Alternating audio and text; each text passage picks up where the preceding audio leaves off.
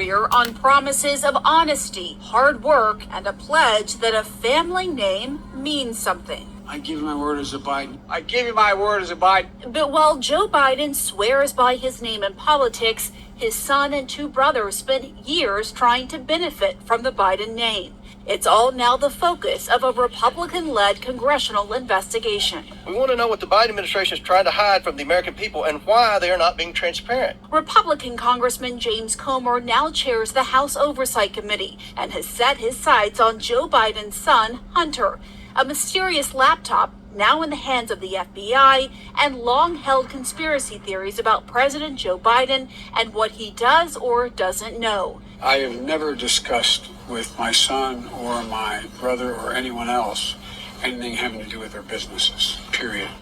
Despite his denials, a CNN review of the laptop data as well as other public material shows that Joe Biden did interact with some of his son's associates while serving as vice president, though it's unclear exactly what was discussed. One example, the Republican site, Miguel Alemán Magnani, a Mexican businessman and son of the former president who Hunter was trying to woo. In 2014, Alemán Magnani and his dad were photographed at the White House with then Vice President Biden.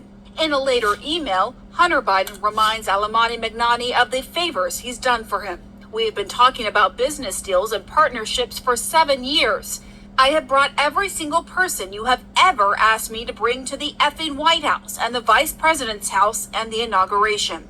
Hunter Biden bluntly acknowledged the power of the Biden name in a memoir, writing that the Ukrainian energy company Burisma, which put him on its board, considered my last name gold. I don't think that there's a lot of things that would have happened in my life that if my last name wasn't Biden. Joe Biden's brothers have repeatedly referenced him in their private dealings. Frank Biden, a developer of for-profit charter schools, has invoked his brother in trying to convince local officials to approve his projects, like in Sunrise, Florida, where he told the city in 2015 to trust his venture. Not because of Frank, but because of the honor of being the brother of a guy I think we all know and love. In 2021, at a gathering of medical professionals, he made this pledge. The bully pulpit that I have as a result of the privilege of being associated with my brother Joey.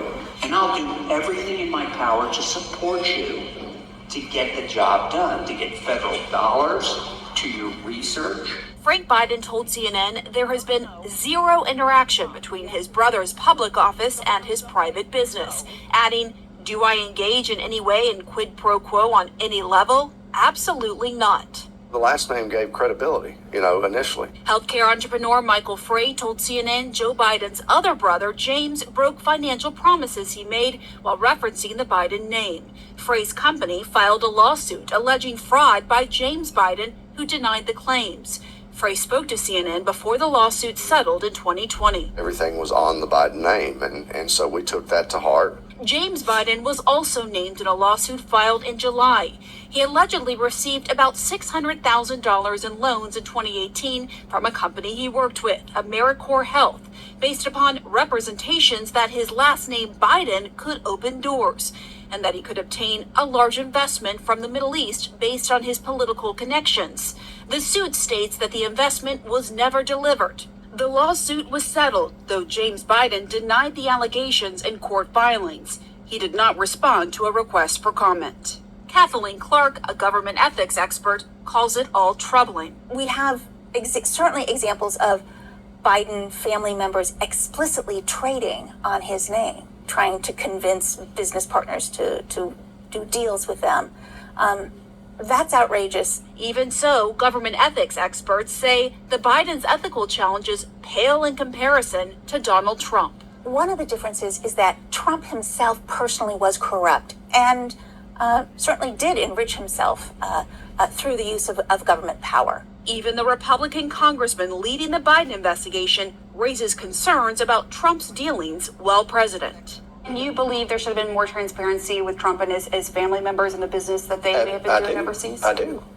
I absolutely do. Comer says he wants to introduce bipartisan legislation to tighten ethics laws, but the committee's first priority is the Bidens.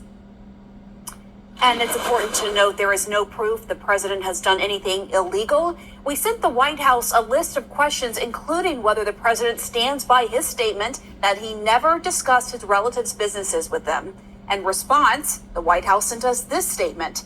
The president has pledged to restore ethics to the White House and has established the most rigorous ethics guidelines of any administration in history.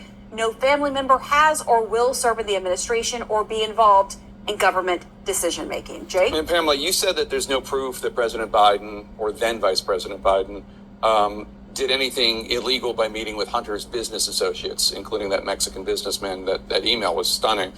But what proof would be necessary to show that a law might have been violated?